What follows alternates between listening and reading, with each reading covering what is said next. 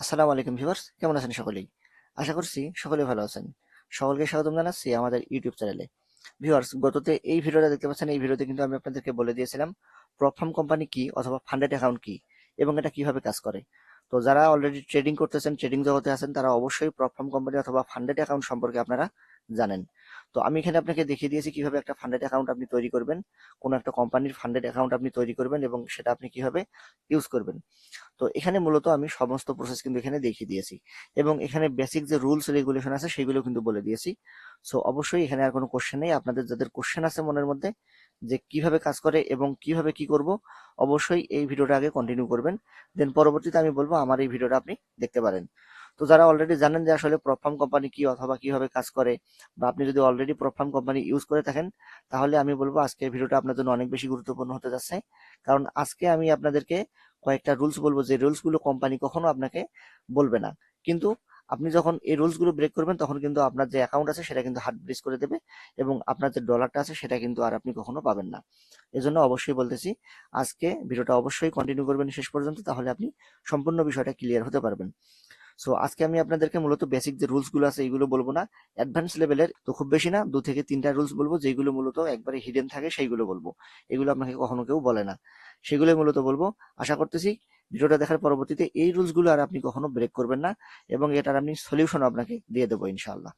So চলুন তাহলে মূল ভিডিও শুরু করার আগে বলে নিতে হচ্ছে, আপনি যদি আমাদের চ্যানেলে নতুন হয়ে থাকেন তাহলে অবশ্যই আমাদের চ্যানেলটিকে সাবস্ক্রাইব করে দেবেন এবং সেই সঙ্গে আমাদের যে টেলিগ্রাম চ্যানেল রয়েছে, আমাদের টেলিগ্রাম চ্যানেলে মাস্ট বি জয়েন থাকবেন। এখানে দেখতে পাচ্ছেন আমরা সমস্ত আপডেট সবার আগে শেয়ার করে দিই এবং সেই সঙ্গে আপনি এখানে একবারে সম্পূর্ণ ফ্রিতেই প্রিমিয়াম লেভেলের সিগন্যাল কিন্তু এখান থেকে নিয়ে আপনি প্রপ ফার্ম কোম্পানিতে মূলত আপনার যে ট্রেডিং স্ট্র্যাটেজি আছে সেগুলো আপনি ইউজ করে কিন্তু আপনি চ্যালেঞ্জগুলো পাস করতে পারবেন।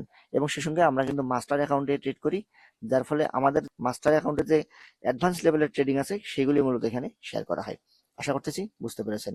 ওকে, সো চলুন তাহলে আমরা সরাসরি চলে যাবো একটা ফান্ডেড কোম্পানিতে। আমরা দেখুন বর্তমানে চলে আসছি ফান্ডিং টিপসের মধ্যে।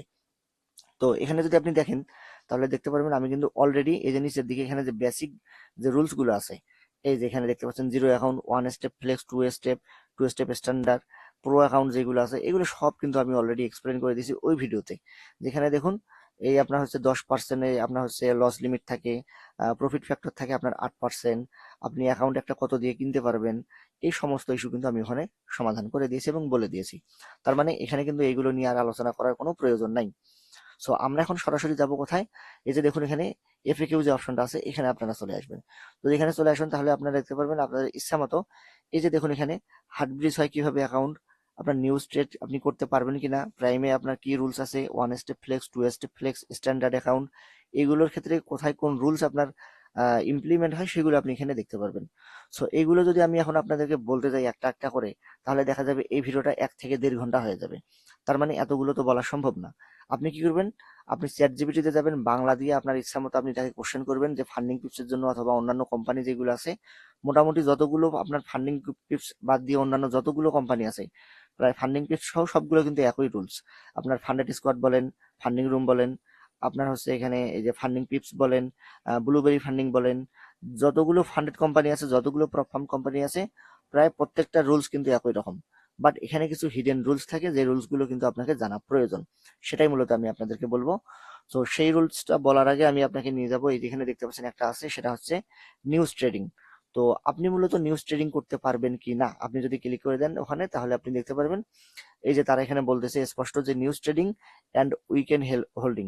তো আপনি এটা করতে পারবেন কিনা, এখানে তারা স্পষ্টভাবে বলে দিতেছে। দেখুন এই যে one step, two step, standard, flex, এখানে প্রো অ্যাকাউন্ট যেগুলো আছে এইগুলো সম্পর্কে ডুরিং দ্য ইভলিউশন স্টেজ, অর্থাৎ আপনি যখন এই অ্যাকাউন্টগুলো কিনবেন ইভলিউশন স্টেজে থাকা অবস্থায়, যতক্ষণ আপনি মাস্টার অ্যাকাউন্ট পাচ্ছেন তাদের চ্যালেঞ্জ পাস করার আগ পর্যন্ত, ততক্ষণ পর্যন্ত তারা বলতেছে there are no restriction on holding trade during news event, you are free to manage your trade as you fit. Okay, আপনি আপনার ইচ্ছা মতো এগুলো ম্যানেজ করে নিতে পারবেন।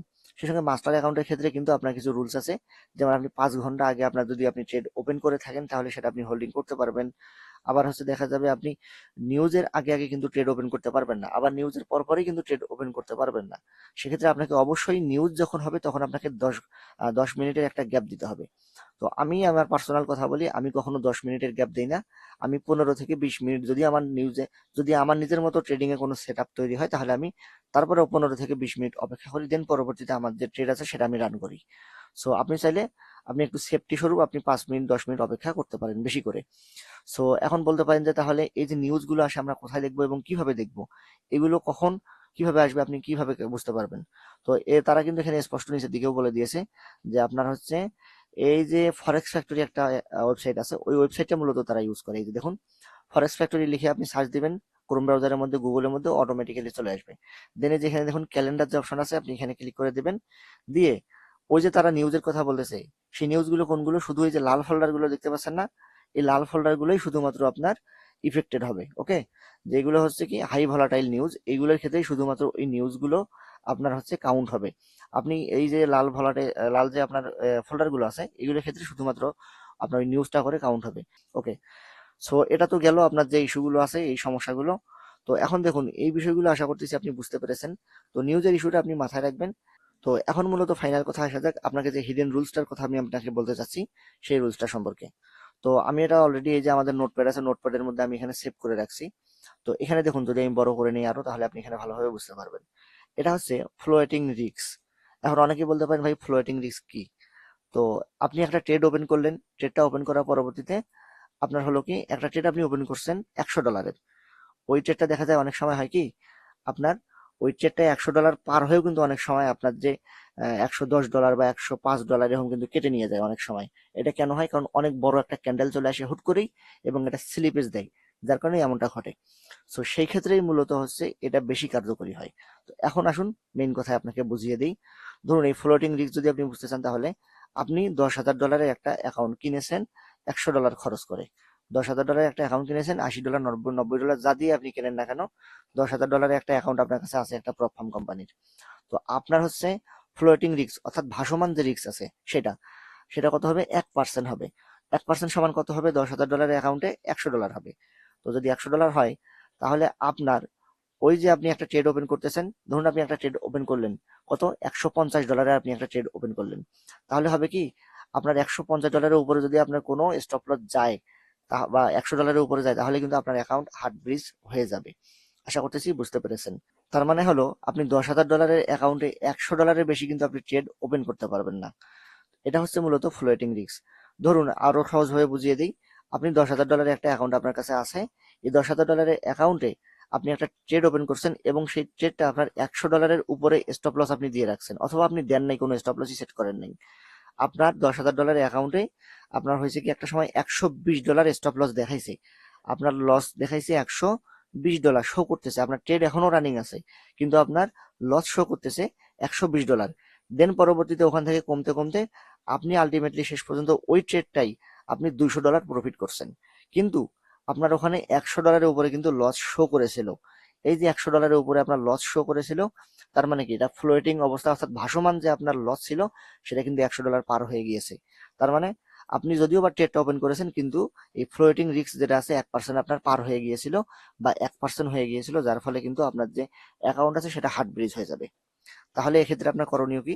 এক্ষেত্রে আপনি অবশ্যই যে এই যে সাজেস্টেড লিখে দিয়েছি আপনি $80 ট্রেড ওপেন করবেন। আপনি প্রতিদিন আপনার যে ব্যালেন্স থাকবে ওই ব্যালেন্সের আঙ্গিকে আপনি 1% ধরে নেবেন এবং সেখান থেকে 0.8% আপনি ইউজ করবেন। তাহলে আপনার যেটা আসবে সেটা আপনি ইউজ করবেন। এতে করে আপনার হবে কি আপনার যে রিস্ক ম্যানেজমেন্ট আছে এটা সম্পূর্ণরূপে কভার হয়ে যাবে। আপনি আর কখনো এই রুলসটা ব্রেক করবেন না এবং আপনারও কিন্তু কখনো আর এই সমস্যাটা হবে না। আশা করতেছি বুঝতে পেরেছেন। তো আমি যদি আরেকবার আপনাকে ক্লিয়ার করে এখানে বুঝিয়ে দিই, আপনার $10,000 একটা অ্যাকাউন্টের মধ্যে আপনি সর্বোচ্চ লস লিমিট আপনি ইউজ করতে পারবেন, স্টপ লস দিতে পারবেন 1%।